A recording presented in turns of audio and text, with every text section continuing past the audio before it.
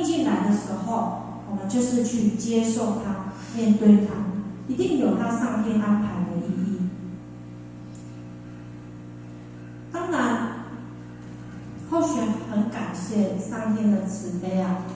让后学有这个健康的身体然后能够来到佛堂来学习，跟大家一起来共修共班。那后学很有福报，因为后学住在中营这个地方，这里是成圣的地方。因为中营这里很多前辈者、大德者，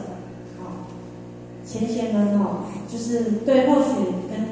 阿嬷就是常常这样关心，创造让后学很多可以去学习的机会。而且后学离佛堂很近，跳欧都是5分钟，所以福利都比别人好。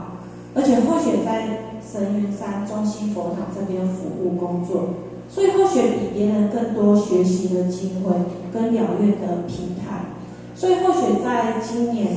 就承担起我们毛感组的组长，就是一路上都是顺顺的。但是后学就是在心里跟我们老师